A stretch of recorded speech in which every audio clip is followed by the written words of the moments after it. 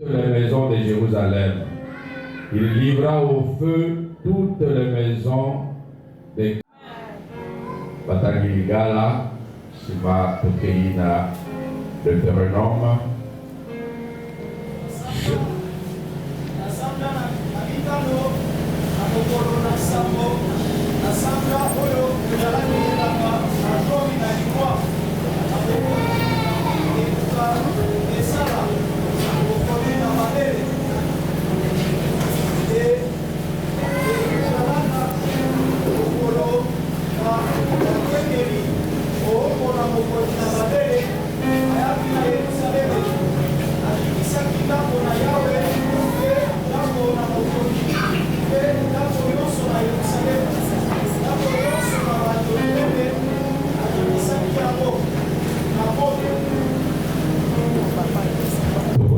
Deutéronome chapitre 12, verset 1 à 6, verset 11. Voici les lois et les ordonnances que vous observerez et que vous mettrez en pratique aussi longtemps que vous y vivrez dans le pays dont l'Éternel, le Dieu de vos pères, vous donne la possession. Vous détruirez tous les lieux où les nations que vous allez chasser servent leur Dieu. Sur les hautes montagnes, sur les collines et sous tout arbre vert. Vous renverserez leurs autels, vous briserez leurs statues, vous brûlerez au feu leurs idoles, vous abattrez les images taillées de leurs dieux et vous ferez disparaître leur nom de ces lieux-là. Vous n'agirez pas ainsi à l'égard de l'Éternel, votre Dieu, mais vous le chercherez à sa demeure. Et vous irez au lieu que l'Éternel, votre Dieu, choisira parmi toutes vos tribus pour lui placer son nom.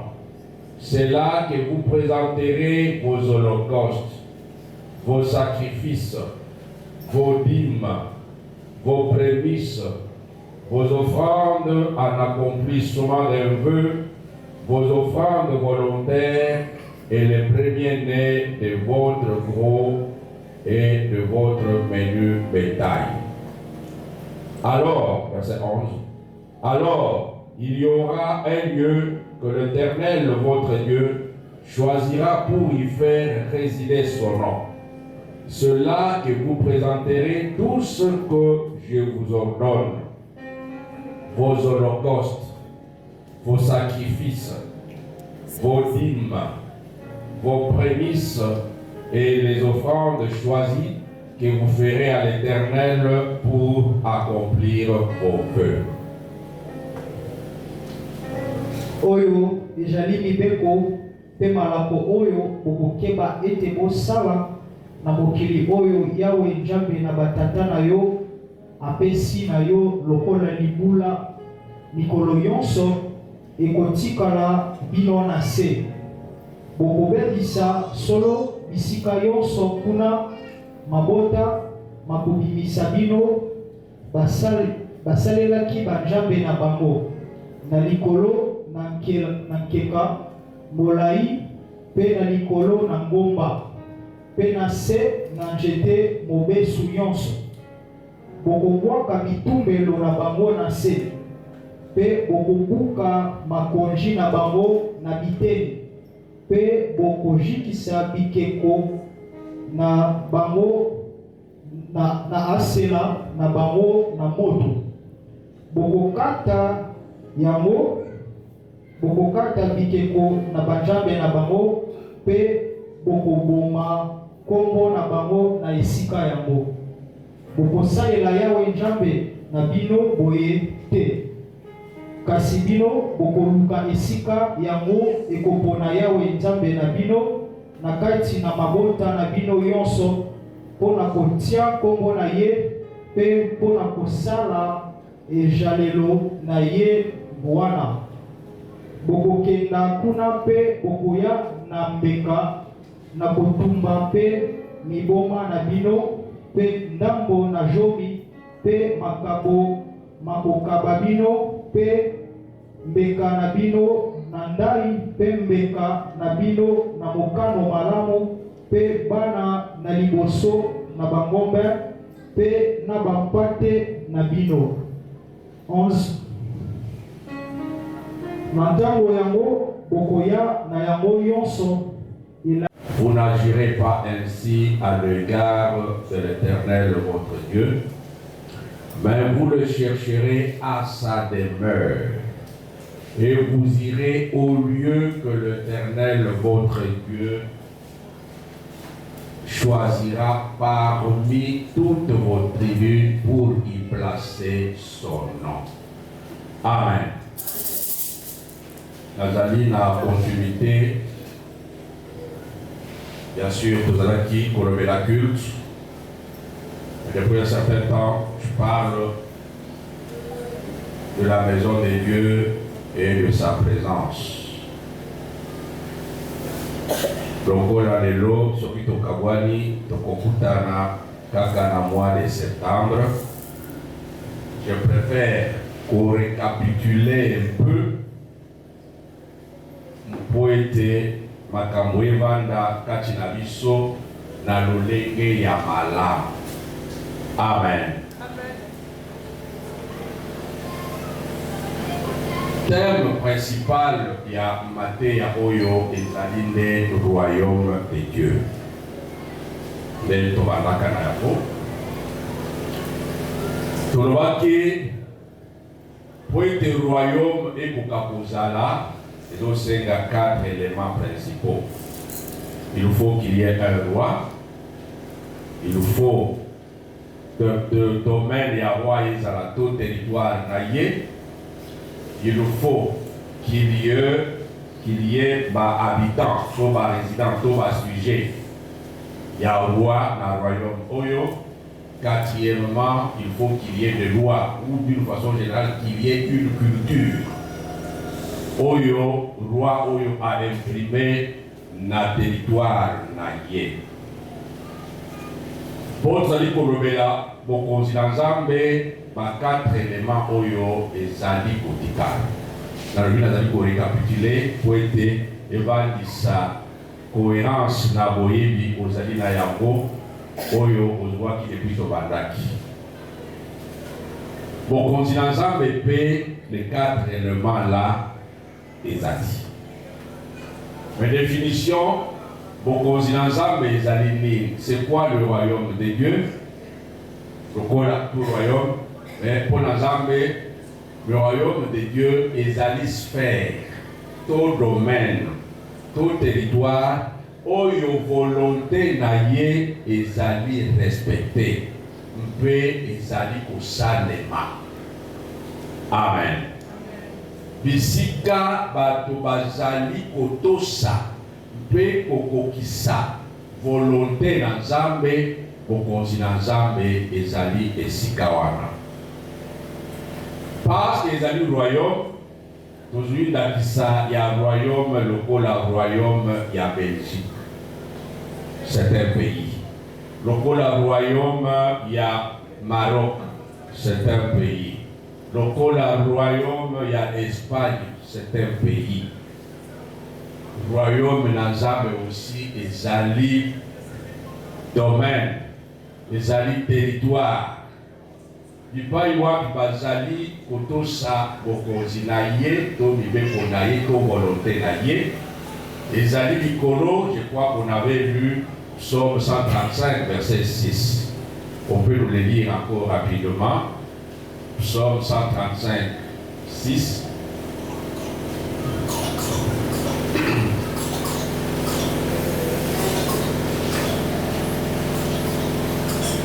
Tu sais que l'Éternel le fait dans le ciel et sur la terre, dans le mer et dans toutes les nations. Amen. Lingala.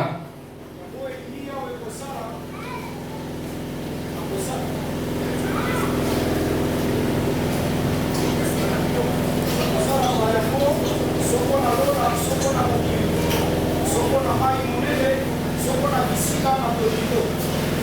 Amen. Oyo so yawo alili kosala akosala yango. Ezala likolo ya royaume na Nzambe ezali likolo na ngomba, bien sûr. Oyo na sommet na yango nde capitale ezali babengi yango Sion, to Nouvelle Jérusalem. Amen. Na capitale nyonso, parce que capitale nde esika ba institution ya mboka ezalaka. Soki il s'agit d'un royaume nde bisika ba institution ya royaume ezali, nde bisika roi azali. Je crois qu'il y a un verset là, Psaume 48, versets 1 et 2, je crois. Lisez un peu ça. Psaume 48, versets 1 et 2.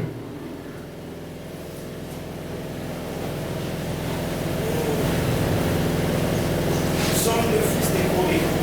L'Éternel est grand. Tu es l'objet de toute louange. Dans la ville de notre Dieu. Dans la ville de notre Dieu. Sur sa montagne sainte. Belle est la colline de joie de toute la terre, la montagne des Sion. Le côté septentrional. Ah oui. C'est la ville du grand roi. Amen. Lingala, oui.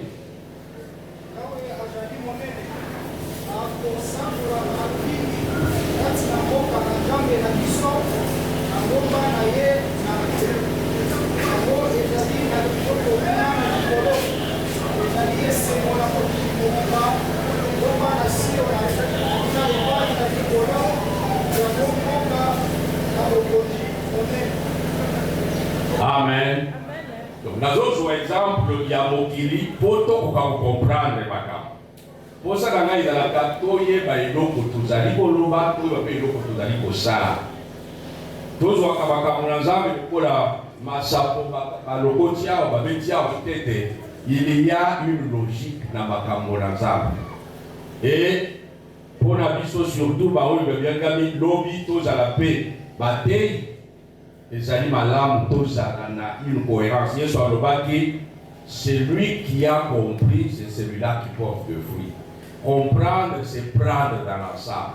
Il faut que vous ayez dans l'ensemble pour que Makamboyon se voya comme détail oyebi ko placer moko na yesikana. Pour le Makabakambo en l'air. Amen. Le col à royaume Yamoki. Ça c'était le cas. Il faut comprendre. Mais Makambo Yamoki normalement est copiant de Oya. Nous avons été à Banda, Mokili Lati. Mokili Kokopier. Donc, la capitale, il y a un royaume, Nazambe, ça s'appelle Sion ou Nouvelle Jérusalem. La capitale, de Sika Mokonzi Avana. On dit qu'on la Mokonzi. Na domaine na ye. Mokonzi Avana kana oyo babengi palais royal. Dans les républiques, on parle des palais présidentiels. Il y a un palais pour le roi qui est notre Dieu, palais royal. Le palais royal qui se trouve dans cette capitale, ça s'appelle tabernacle. Amen. Ou temple, ou maison de Dieu, ou demeure de Dieu, le corps a dit pour le l'histoire. Amen. C'est ça. Ndako na Nzambe tabernacle ou table. Na ndako ataba ndako na biso nyonso ezalaka na kitei. Il y a salon, salle à manger, parfois on va dire la véranda, salon, salle à manger, de côté dans la chambre, la cuisine et tout aussi. Ndako na Nzambe pe ezali bongo. Mais pas de l'ikolobe là. Ndenge bokonzi ezalaka. Si le roi a un palais qui est sa maison, mais il doit avoir un bureau de travail. Amen. Son bureau de travail, ça s'appelle lieu très saint. C'est là pour le travail. C'est là où se trouve son trône parce que mokonzi nyonso azalaka na trône na ye. Ça veut dire que parler dans Nzambe des tabernacles et bureau na ye des lieux très saints. Na bureau na ye, il y a un trône qui est large. Mais sachons qu'il y a un trône katinanga pour Nzambe. Trône nyonso ezwaka valeur par personne oyo akovanda katina ya. Moto akovanda na trône ya Nzambe azali te. Ata bakonzi ya mokili, président ata voyage asali bambula boni libanda 5 mois 3 mois, jamais moto akota na biro na ye ata oyo akombola kavanda ata pamba boy tout simplement. Akotikala kovanda te. Donc ceux qui donnent valeur na trône, ils s'alignent des personnes où il y a vanda kanaya. Amen. Amen. Donc, personne où il y a vanda kanaya trône, azali kopé sa valeur na trône où il y a vanda. Oyo azala kana trône ensemble, azala kana ensemble yemo. Mais le fait que azali na trône na ye, le reste, il y a un sujet, donc d'une façon générale, Batonaye va ressentir que Mokozi Azali Kachinamoka. Amen. Je me souviens, Natabo Yamokutu, Nabatomi Bale Yengai Namutu, Tazali Kotaka Biblia pour Kogongisa Matea, j'avais eu une maman Neki. Un jour, nous avons quitté la ville. Mais ce jour-là, on peut aller. Quand il y a ça, elle est à peu près 2 heures. Ambiance, c'est égal ici. On doit savoir tourner, mais. Ce qui a l'équipe, mais vous sentez que vous tournez dans l'équipe. Assis à Kéi, mais présence, de se faire sentir que vous tournez dans l'équipe. Et à côté de. Mon doigt côté, car on va me péter. Mais si vous pouvez l'équipe, vous pouvez emporter ma papier italien. Amen. Kolo na biso Yesu, notre roi, notre Dieu, sa personne est au ciel. Mais sa présence est avec nous, à nous et avec nous dans l'église comme nous sommes là. Il a dit bisika bokosanga na bibale komisa na kombo na ngai na kozala kati na bino. Amen. Sa personne est au ciel, mais sa présence est ici. Ça veut dire ton esprit est avec nous. C'est là niveau Itokomaki. Il y a corrobé la présence de l'ensemble. Je peux d'abord finir avec ma logique pour tout ya Kozonga, les sous-soucis. Alors, le roi qui est sur le trône, il manifeste sa présence. Et sa présence là, ça s'appelle sa gloire pour notre Dieu. Amen. Ça s'appelle sa gloire. Et chaque roi cherche à imprimer son caractère. Il cherche à imprimer empreinte na ye. Ce qui doit être un président, passage na ye na mokonzi, a dit quelque chose, a dit bilemo. Quand on a eu ça, quand ils sont assis, a dit oyo ezalaki na période.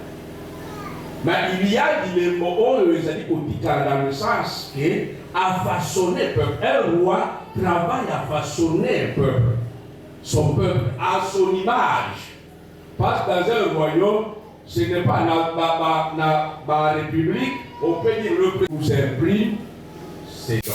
En résumé, maintenant, tout ce qui n'a pas pour ça.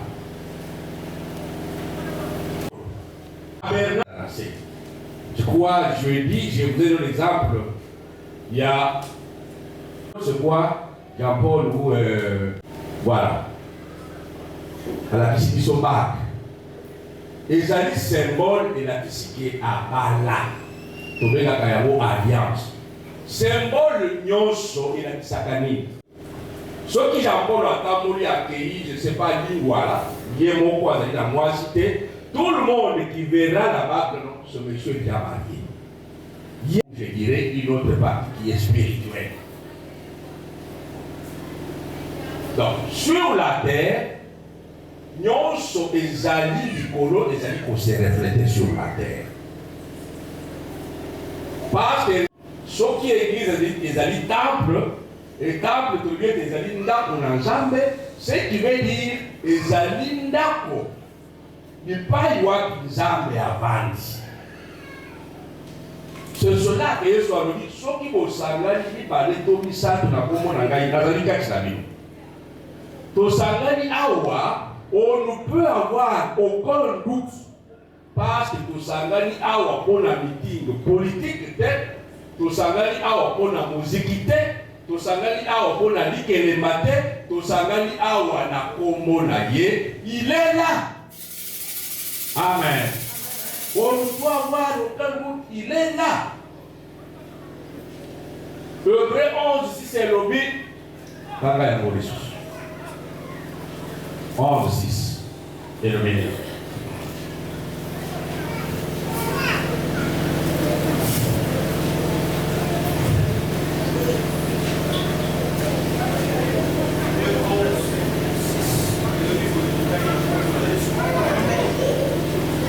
Or, sans la foi, il est impossible de lui être agréable. Car il faut que celui qui s'approche de Dieu croit que Dieu existe et qu'il est le rémunérateur de ceux qui le cherchent. Amen. En venant ici, Zala na conscience, Zala na assurance, Zala na conviction que Nzambe azali. Mpe azali mofuti ya ba oyo balukaka ye. Oye awa na koyeba ete na kei koluka oyo akofuta ngai. En quelque sorte, oyo akokokisa bosenga na ngai. Mikanda totangaki 2 Rois chapitre 25 verset 8 à 9. Ezali kolakisa biso ndenge mokonzi ya Babylone na basoda na ye tango bazwaki Jérusalem, bazwi bana Israël, Bayuda, parce que c'est comme on a dit déjà, des tribus plus de tribus ici. Alors bazali pour regarder 2 tribus, Juda na Benjamin, capitale Jérusalem. Les 2 tribus c'était Assyrie, Assyrie Makamonaye, Assyrie avec Babobaki. Oyo pe mabe na bango eleki liboso na Nzambe atiki bango. Babylone aye kozwa bango. Mais Babylone avant amema bango pour déporter bango kolongola bango na mboka kokende na bango. Qu'est-ce qu'elle fait d'abord? Bazali kobanda na kopanza ndako na Nzambe, kopanza temple, kotia moto, kobebisa nyonso ezalaki na kati. C'est ça. Bapaye baye, babebisi yambo bakoka kozwa peuple bakenda bango, babandi d'abord na kobebisa ndako na Nzambe, na kotumba kobebisa nyonso. Mais dans votre kotanga Deutéronome 12, on voit aussi Israël à Longo Égypte. Awa na Esobe, Deutéronome, les alliés Mokanda, on appelle les répétitions de la loi. Na kati na Esobe, Baouti Boumbu, bazali kokota la promesse. C'est notre marche à nous tous. Mais tant qu'on va commis, Zamba zali kolakisa bango lolenge sengeli ba se comporter tant qu'on va koke. Tant qu'on va kokoma na mboka oyo, mabele oyo nazali kopesa bino. Bobanda d'abord na kopanza ba olue na bako bisika na bango basamena bobelisa botumba banda babanzambe na bango bastatu na bango biloko nyonso ba hotel na bango bo renverser bobelisa nyonso. Alors si on le voit et pas une ensemble azali koyebisa bana Israël soki bakoti lolenge sengeli ba se comporter ya kobelisa nyonso ya culte ya bato bakokuta na na mboka bakokota. Et de l'autre côté, bato sur bakoti pe na Jérusalem, babebisi nyonso ya culte ya Israël. Oyo azali moto ya kososo, il doit comprendre quelque chose. Vous comprendrez que sur le plan spirituel, ce qui fait la force d'un peuple, ce qui fait la force, oyo salaka bokasi ya peuple, ya libota, ya mutu, ezali misono na yete, ezali armée na yete, ezali économie na yete, ezali soki nini makasi na yete, intelligence na yete. Ce qui doit faire la force d'un peuple, d'une famille, d'un homme, c'est son lieu de culte. Amen. Et si kana yo ya musa, makasi na yo ezali kouta na esika na yo ya musa. Makasi ya Israël, c'était son temple. Parce que c'est là que se trouvait son Dieu. Makasi ya ba peuple non soit c'était pas au lieu, to ba hôtel na bango, bisika bazali parce que hôtel je crois, hôtel ils ont des points de contact entre l'esprit et le physique. Amen. Le peuple est physique et matériel. Lokola yo lokola nga. Kasi nzambe oyo tozali kokumisa azali molimo. Bakutalaka na nzambe wapi? Bakutalaka na nzambe te na hotel. Nzambe bakutalaka na ye te na hotel. Amen. Amen. Est-ce que vous avez nzambe bakutalaka na ye te na hotel. Oyo ayebi makambo oyo, s'il veut kolonga ennemi na ye, il doit chercher surtout son hôtel. Une fois renversé hôtel na ya pandi à voir des tirs yago, l'autre n'a plus de force.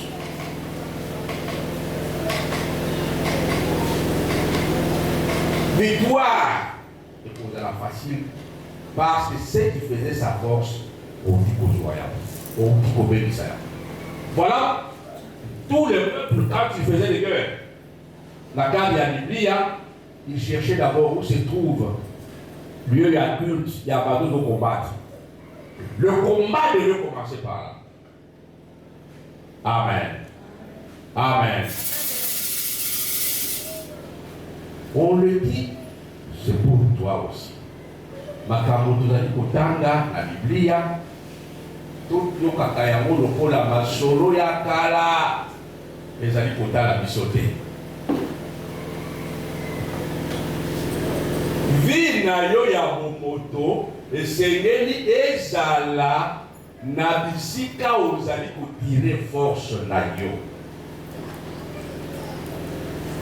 Il faut y le croire.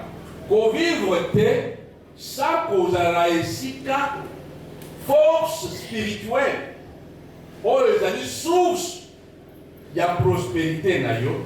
Les amis, source, il y a puissance na yo. Source, il y a olamu na yo, il y a santé, il y a nyonso, il y a malade. Vous allez pour la vie, il faut oyeba yango pour aider oyeba kotosaya. On bat la paix yango, on protéger yango. Pour aider ennemi na yo. Aya kokabola yo na yango te parce que alilia longa yo eloko ya liboso. Il faut que le croire. Ceux qui font le combat spirituel. Le combat spirituel, ça a toujours été autel contre autel. Parole contre parole. Je dirais temple contre temple. Ce n'est pas seulement ces paroles au nom de Jésus. C'est une histoire d'autel contre un hôtel. Amen. C'est une histoire de parole contre parole. Esprit contre. C'est un combat spirituel. C'est un combat des esprits. C'est un combat de la loterie. Dans le combat spirituel, c'est un combat des esprits. C'est un combat de la loterie. Si tu n'es pas soutenu par un esprit, comment tu vas mettre l'autre esprit? ce n'est pas toi la chair, de l'esprit, non. Il faut un esprit. Oh, les alliés supérieurs à l'esprit, vous combattre, oh, il va colomba. Amen. Alléluia. Amen.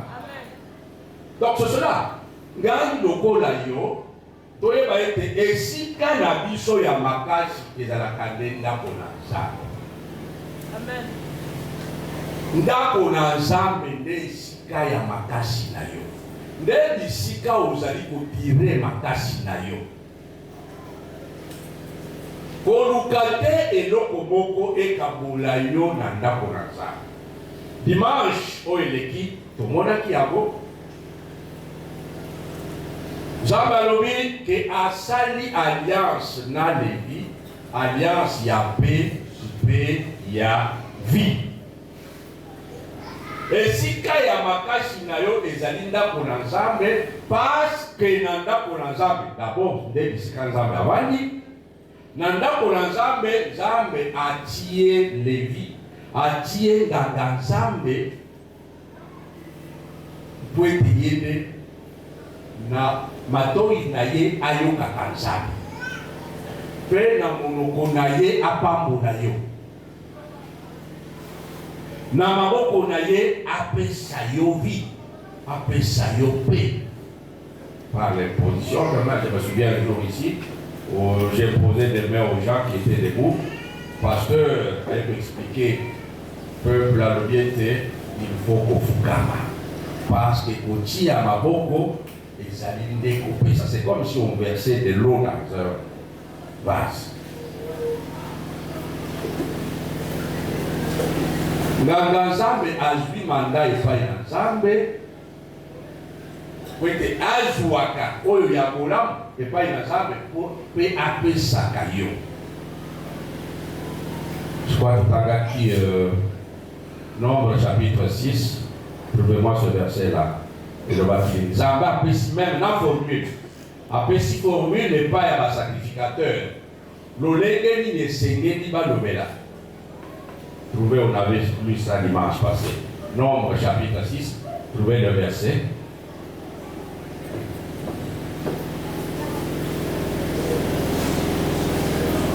Oui, et je vais attendre tout rapidement.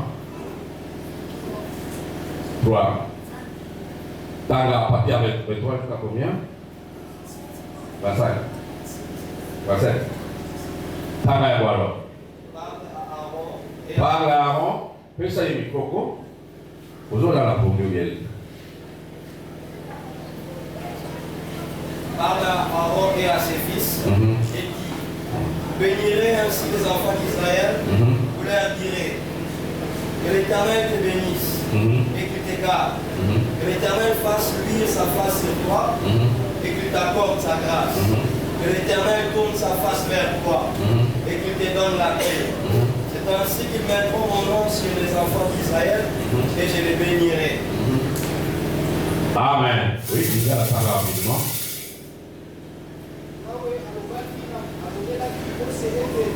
Il va y avoir ta la micro-terre. Et vous savez, oui.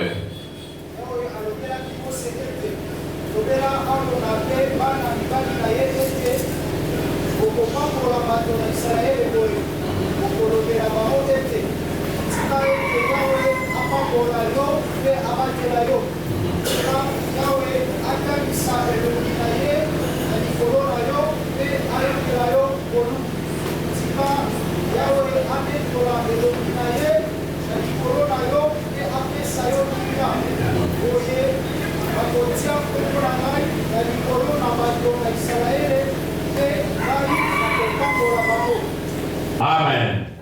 Parole de la Bible en français, titre Ezali, formule de bénédiction.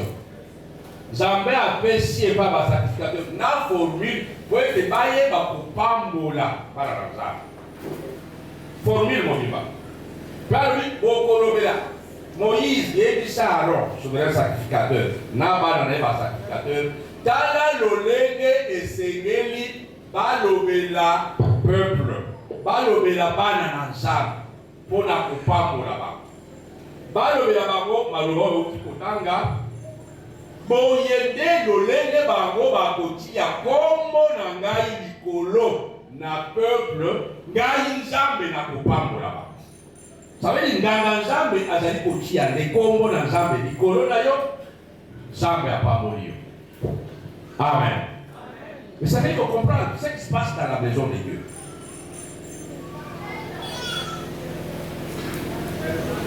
Nde esika okobanda d'abord koluka nzambe ya mokende litumba yango okende litumba oluki d'abord nzambe oluki nzambe yango okende démarche ya kosala luka nzambe okende démarche ya kosala luka litumba luka nzambe po ete okende kolonga. Pourquoi nzambe atiaki disposition oyo abongisaki mabongiso ndenge nini mpona nini atiaki banganga nzambe kati ya ndako na nzambe? Tolobaki yango la fois passée. Ntango Israel bazali kokota nzambe akaboli tribu ya balevite bango bakokaki kosala mosala mosusu te. Eux, esengelaki s'occuper seulement na ndako na nzambe. Aaron, Moïse, c'était des Lévites. Moïse, Aaron, souverain sacrificateur, bana na ye ba sacrificateur, bazalaki mpe balevite, bazalaki bapertubiel. Mpe basungami na balevite mosusu. Bango mosala na bango kaka ndako na nzambe. Et les 11 tribus ont dit qu'ils ont dit koluka. Bosala misala, bosala menuiserie, bosala maçonnerie, bosala sukinini. Nyonso misala nyonso na mabiro na armée. Bipai nyonso bosala misala nyonso. Kasi bokanisa ete ezali na Levi na ndako na Nzambe oyo na maboko na ye mpe na monoko na ye esengeli tozwa lipamboli kouta epai na Nzambe, tozwa elonga, tozwa prospérité, tozwa guérison, tozwa nyonso tozali nango mposa ezali kouta mpe epai na bango. C'est ainsi qu'il devait venir na ndako na Nzambe bazwi lipamboli bakei lokola bato bakei mokila et ils avaient les résultats. Bazwi les résultats, ils doivent revenir encore pour remercier Nzambe avec des actions de grâce. Non, avec des prémices, avec des dîmes, avec des offrandes volontaires, avec tout. Il partait, il revenait, et c'était comme un circuit. Le coup, pour y là, il faut, l'électricité va la monter, mais il semble qu'il y a fil, il faut, et si mal ça, il faut que le circuit soit fermé pour y faire ça courant. Si le circuit n'est pas fermé, courant est bouillant. Si vous faites tout ce que vous faites sans chercher Dieu au départ, il n'y a pas de résultat. Comme tout n'a pas de résultats, à moins que vous allez vous appelez pas fort, tu peux le faire aussi dans ma casinayo, mais mettez vous allez pour ça dans ma casinayo, à un certain moment ça va s'arrêter. Le verset la médiane, il n'y a que la bénédiction de l'Éternel qui a ici, et il a fait suivre d'aucun chagrin. Oyo kozwa makasi na yo. C'est possible muto soit sur la makasi na yo, oui. Oyo kozwa parce que okoti bandako mosusu, oui, c'est possible. Mais sachez que à la fin, il y aura du chagrin. Pas c'est bouillant. Okosebela ngo libela te. Satan atikala kopesa te. Soki apesa ko kwa mobali abotola ngo kwa mwasi. Abikisio malade. Vous allez qui est malade, je ne sais pas quelle maladie. Quel moment là, ça il va s'en qu'il a la Satan, l'union sur Syrie. Au Biki, au Yo va dire pour ça les témoignages. Mais attendez-vous, c'est un stratège. Parce que au Biki, il y a beaucoup de problèmes sur les bandiawa, on va dire pas Satan. Mais peut-être les 5 ans après, dans la famille, il y a un bandi au Bima, où ils ont source dans le côté. Au consomme là, comme était et où il y a une guérison dans le soir. Mais c'est comme ça qu'il fonctionne. Il n'a jamais donné quelque chose. Ben c'est mieux d'avoir Oyo et vous d'attendre par exemple. Amen. Oyo utakepa ya zambi za lakande na ndako na zambi. On a qui on peut lire quelques dates d'ailleurs. Pour na mama ya Samuel. Comment na yenan? Mama ya Samuel comment na yenan? Tu es bien comment na yenan? Tu es bien. Amen. 1 Samuel chapitre 1. Dans verset 7. On dit quoi? Et toutes les années, il en était ainsi. Chaque fois qu'Anne montait à la maison de l'Éternel, Pénina la mortifiait de la même manière. Alors elle pleurait et ne mangeait point. Elkana, son mari, lui disait, Anne, pourquoi pleures-tu? Et ne manges-tu pas? Pourquoi ton cœur est-il attristé? Est-ce que je ne vaux pas pour toi mieux que 10 fils? Verset 9. Anne s'éleva après que l'on eut penché et bu à Silo. Le sacrificateur Élie était assis sur son siège près de l'un des poteaux du temple de l'Éternel. Et l'amertume dans l'âme, elle pria l'Éternel et versa des pleurs. Amen. Anne, alukimwana wapi? Amen. Anne alukimwana wapi? Ndio kubota te. Mais aluki mwana abandi na ndako na yete. Baloza ikulela ndako na yete. Anne allait pleurer chaque année na ndako na za. Akeiko verser larmes na yende na ndako na za. Pas di bana ndako na za. Ana sosola kiete mwana nazali kuluka azali nde na ndako na za. Amen. Oyo yope ozali koluka ezalaka nde na ndako na za. Oyo nyonso olukaka ezalaka nde na ndako na za. Qu'est-ce qui s'est passé? Sima ya kolela ya Anne. Verset 11. Elle fit un vœu en disant, Éternel des armées, si tu daignes regarder l'affliction de ta servante, si tu te souviens de moi et n'oublie point ta servante, et si tu donnes à ta servante un enfant mâle, je le consacrerai à l'Éternel pour tous les jours de sa vie, et le rasoir ne passera point sur sa tête. Amen. Anne va faire une alliance. Elle veut c'est une alliance. Va faire une alliance avec Dieu. Abonnez à Élie à l'Église. Ceux qui ont précisé même, prier avec précision. Ceux qui ont coupé sa gaille, moi, n'a mobile.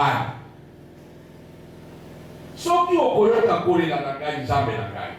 Ceux qui ont coupé sa gaille, moi, n'a mobile. Moi, na oyo, na coupé sa yende na mosala na yo. Na coupé sa yende na ndako na yo. Amen. Amen. Yo osega kanzambe pointe sima osala ni. Na oyo nyonso nzambe akokopesa yo. Tango osengaka. Par na nzambe ezalaka nini na oyo osengaka. Anne, c'est une leçon. On continue notre lecture. Verset 12. Comme elle restait longtemps en prière devant l'Éternel, Élie observa sa bouche. Anne parlait dans son cœur et ne faisait que remuer les lèvres. Mais on n'entendait point sa voix. Élie pensa qu'elle était ivre. Et lui dit, jusqu'à quand seras-tu dans l'ivresse? Fais passer ton vin. Anne répondit, non, mon Seigneur, je suis une femme qui souffre en son cœur, et je n'ai bu ni vin, ni boisson enivrante, mais je répandais mon âme devant l'Éternel. Ne prends pas ta servante pour une femme pervertie, car c'est l'excès de ma douleur et de mon chagrin qui m'a fait parler jusqu'à présent. Amen. Nanda kulanza benganganzanga zalaka. Atali amoni an le lenga aliko se comporter. Atali ya lui moi si oyo asali kula milango na ndako la sape ndengeli. A interpellé yo mama oyo. Milango na wewe kusila mokoloni. Okotika ya wote na reporter corona ngai nazali mwasi mabete. Eloko ezali kolobisa ngai nde pasi etondi na motema. Yango naye kosopa nde motema na ngai liboso na Nzambe. Amen. Melikambo ya deside de Amen. Anne a eu réponse ndenge nini totaki verset oyelandi. Verset 17. Élie reprit la parole et dit, va en paix et que le Dieu d'Israël exauce la prière que tu lui as adressée. Amen. Amen. Ratificateur, assisi makambonos. Ayebise kende na kinya. Zambe ya likolo apesa yano na libonde. Sans savoir quel était son problème. Parce qu'ayebise tout simplement que pas sinde toni singai motema ya ngona za likolo na za likolo ba. Maintenant liloba ya Musa na Nzambe verset la li elobi ana kati makambonos. Azongi ndako na ila ise. Atiki jeune, atiki makambonoso parce qu'elle comprenait plus que nous les chrétiens aujourd'hui que na munoko ya mosali na Nzambe et ya no na Nzambe komeli ngai. Nzambe ya lobeli ngai à travers mosali na ye akati jeune azongi na esengo et mikolo na di ana suicide aboti Samuel. Amen. Amen. Est-ce que tu comprends les autres savants? Un exemple ya liboso. Aluki mwana ayeba ke mwana azali na ndako na Nzambe. Plus mwana azali na monoko ya mosali na Nzambe.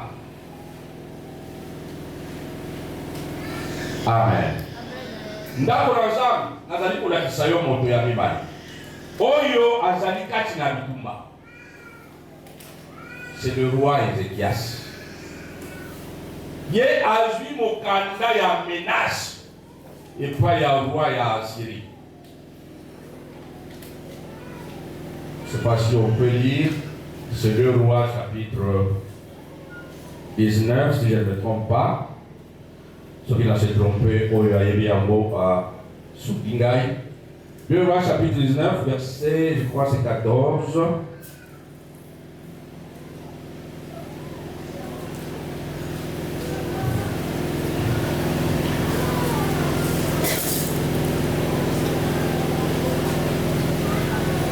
Là, dans le verset 11.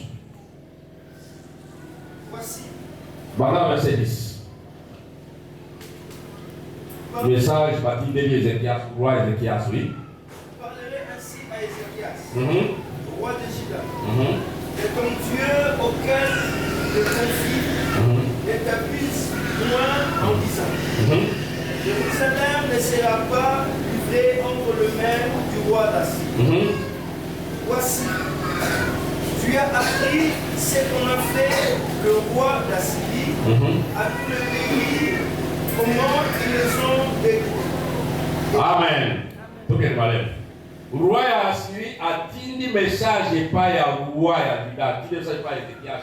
Ayem spokanisa teke Nzambe na yo anande ya kusunga yo. Kanisa oyo roi ya Assyrie asanja marwa mususu. Azo menacer ye, oui. Et toi tu seras délivré. Le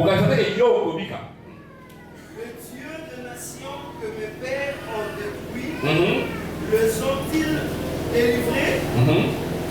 Gozan, Charan, Rétchef. Bon, donc il n'est pas pour nous voir. Dans verset 14, malheureusement. Dans vos messages, et écoute la lettre. Amen. Partie de Ézéchias, lettre où il y a menace. Ézéchias a saliné. Ézéchias a pris la lettre de la main de messager. Ah, Ézéchias a vu mon candidat, il y a menace, pas d'idée, n'a pas beaucoup à messager. Attendez. Et la lu.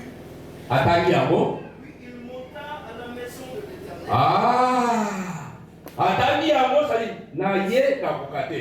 Dikamboyo n'a memeli à vous éternel. Asalinini. Et la déploya devant l'Éternel. Amen. Akamati menace, a memeli éternel. Tala menace. Yangoui. Donc, ici quand nous sommes au Kokate, parce qu'on a pété la makambo nyonso, luka éternel. Amen. Kende nanda konanza. Ezala mukanda kende la kisanzana. Ezala malade okei munga balobi awa c'est trop tard. Ce qui on rona ce qui bien moyo. Yaka na yango nanda konanza. Yaka otali sanzame sala lokola Ezekias. Nyonso bakopesa yo, maloba nyonso bakokomela yo, nyonso bakosela yo, ya menace batalisi yo liwa, yaka na yango na ndako na Nzambe. Ndoto ya mabe oloti bana makufi, mobali akufi, mwasi akufi, yaka na yango na ndako na Nzambe. Koboya koyaka na Nzambe etalisaka ezalaka makasi. Biso moko toyebi koza ba problème na biso Nzambe aservaka biso na aria. J'ai dit moto akoboya kusambela alakisaka nde lolendo. Amen. Lolendo losambo ezalaka nde signe ya humilité. Nzambe alingi tosumilie liboso na ye lokola alobi ete l'humilité précède la gloire et l'orgueil précède la chute. Souci na yo, pasi na yo, Yesu alobi, yango même ofungola monoko Nzambe ayeli yango. Mais il nous veut que yo moko yebisa ye yango. Alingaka yo yebisa ye pasi na yo. Pasi ozali koyebisa pasi na yo ozali kohonorer ye. J'ai déjà vu dans des familles. Soki bana moko balingi basenga eloko epai ya tata kulutu quelque part, mais po basenga baleki epai ya papa aleki bayebisi ye sengela biso epai na ye papa kulutu oyo alingaka kotombola boye to kotandela mwa kulakisaki bo papa pourquoi babengi ngai te baleki epai na biloko na pourquoi babengi ngai moko te ifo baleka mpe epai na ngai moko esi bazali loka telefone na ngai te bayebi adresse na ngai te pourquoi bazali koya awa te. C'est presque la même chose. Amen. Nzambe alingi yo moko oyeba kosumilie osenga ye okende epai na ye otalisa ye problème na yo parce que là otalisi ete solution ya problème na yo ezali nde ye ozali koboya kozala dire omimoni ke yo moko okokoka akotika yo osala yango ti okokoma contribuer. Amen. Amen. Amen. Dans Isaiah mibale Ezekias. Esekele Nzambe azalaka mpe azalaka mofuti ya baoyo balukaka ye. Nzambe ahonoraka kondima ya bato. Yaka na makambo na yo epai na Nzambe. La liste, on peut continuer. On peut continuer. Il y a des oyo a eu problème à l'utiliser.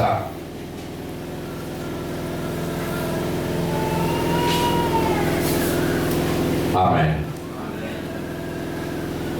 Et puis ça va être là, au cas où ça va être pour aller.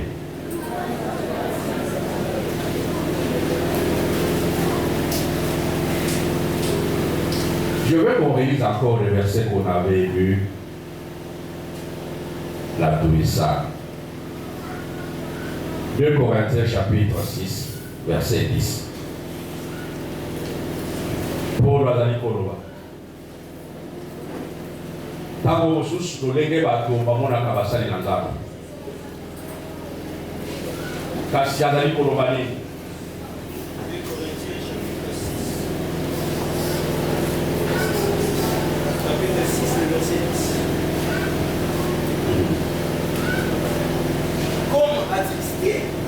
Comme attristé, nous sommes toujours joyeux.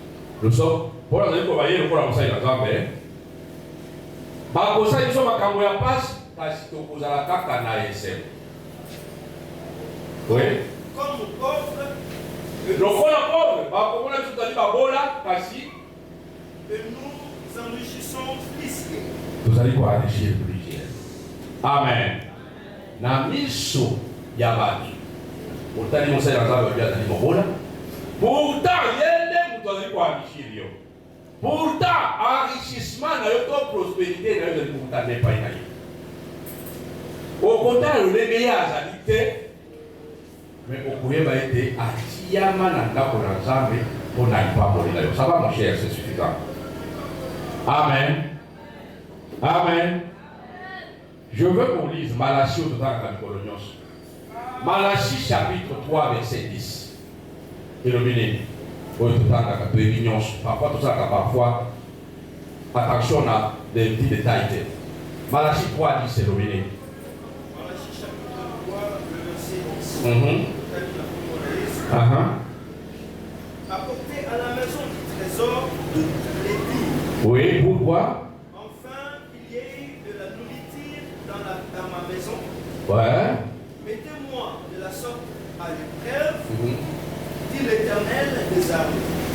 Amen. Amen. Amen. Amen. Ça vous répétez. Juste là, je vais faire 40 minutes. La ligne 6. Ouais. D'abord, la ligne là, pourquoi? Pourquoi nous avons la publique?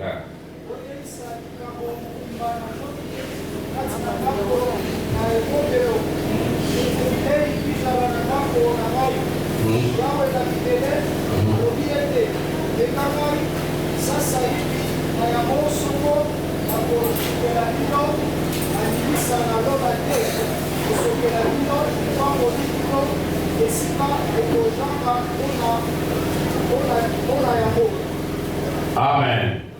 On peut en français à soi qui n'en gêne. Mais si vous avez suivi le détail où on a l'imito élevé, tant sous temps qu'à l'homme il a dit, oh, mais maman, qu'on a zo, minanda, qu'on a gaï, pointe, qu'on a gaï, et ton dans la bio, quoi, c'est clair, non? Bandez avec ça.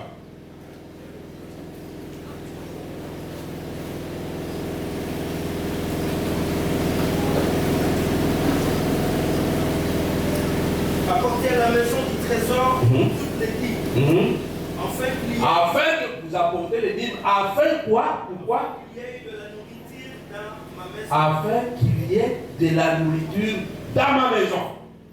Mettez-moi de la sorte à l'épreuve, dit l'Éternel des armées, et vous verrez si je n'ouvrirai pas pour vous les écluses des cieux. Amen. Donc, deuxième partie, pour Zambé, c'est la partie naïe. Votre partie à vous, c'est d'amener les dîmes dans la maison pour que nanda konaye biloko ya kolia ezanga te. Nzala ezala nanda konaye te. Soki nzala ezali nanda kona Nzambe te, nanda kona bilo pe ezala ekozala te. Ça veut dire que soki nzala ezali nanda kona Nzambe, nanda kona bilo ezala ekozala. C'est tout à fait clair. Et dimanche passé, on a expliqué le contexte ya likambo oyo. Awa nalobi na bandeli koloba ete tribu ya Lévi bango bazalaki na misala mosusu ya kosala te, bango ils devaient travailler seulement dans la maison de Dieu. Leur vie c'était là-bas. Les autres tribus c'est pas que de kosala misala. Mais quand on va emporter Israël au Juda bakei Babylone, quand on suri saye bazongi pour baya ko reconstruire mboka na bango. Peuple mabo sali kaboana qu'il faut toi entretenir par les vites. Bazo na lisusu te biloko po ete ba les vites ba za la pe malamu. Ba komi ko sala bazolia ba les vites yo biso pe to boya ko fa za la pamba. Ba ni pe ba ni pe ko luka. Komi lukela ba tiki mo sala na Nzambe. Voilà pourquoi le peuple était plus béni. Et là, dans mon okoya Malachie, j'ai dit, ceux qui lisent la Bible, il y a trois prophètes qui sont des prophètes post-exil. Zacharie, Agé et Malachie. Ce que autant dit, c'est autour, il y a temple, autour, il y a sacrificature, autour, il y a culte. Le prophète doit le savoir de leur peuple, autour, il y a ma campagne, parce que le peuple m'a négligé qui a. Vous avez le dit, aux hommes, la mandat pour la malade, de passe, c'est pour vous s'en pour l'ensemble. Pour vous s'en pour l'ensemble, il y a pour vous en pour la malade. Vous en pour vous en laisser, vous faites à côté. Pour vous s'en dit, il y a ma lévite. Il ne peut pas vous lire. Ce qui m'ont dit, bon, il y a d'abord pour que ça va aller vite. Il ne peut pas vous suivre. Amen. Il dit dans ma maison qu'il est dans ma maison. Ce n'était pas seulement pour les Lévites. Hein. La dîme servait aussi pour les orphelins, aveugles, les étrangers, parfois aussi. Refuser de le faire, c'est abandonner ma union sur eux. Et quand vous le faites, Dieu aussi dit, je ne vous dirai pas. Mais tant que vous avez dit, Sabino, pour pointer dans l'ensemble des Zalanayo, les amis pour ne pas dans l'ensemble. Amen. Si vous lisez Agé, lui parle dans l'ensemble. Il faut montrer la dame, ce qui ne peut pas vous dire. Il y a un roi, c'est David. Avant qu'il y ait un quelqu'un, il a vendu un dame qui tombe. Mais Zambé a dit qu'on vende ici, a dit qu'on zanga, et c'est qu'il y a qu'on vend. Ensuite, il y a ici un bouton et l'ensemble est d'accord. Zambé a dit qu'il y a ici un jour et zali malam. Car si on est au bouton et la caille d'apporter. Bien sûr, il fallait moi en ailleurs pour ton radar. Salomon, celui qui est plus que Salomon, c'est là qu'il devait construire la vraie maison de Dieu. C'est notre Seigneur Jésus-Christ. Amen. Mais pour la ici, oh, David a joué. Ayen se gai na potongela yo libota. Yo aussi likatisa potongela gainda, mais gai na potongela libota. Pour être autour de la maison de Dieu, c'est que vous allez pour ça là, les allez pour zonger la maison. Peut-être n'a pas le cas. Pas peut-être, toujours n'a pas le cas. Amen. Et Paul te dit, de façon où il y a celui qui détruira la maison de Dieu, Dieu le détruira. Oh, il y a beaucoup de gens pour la Zambie, ça me fait beaucoup de gens.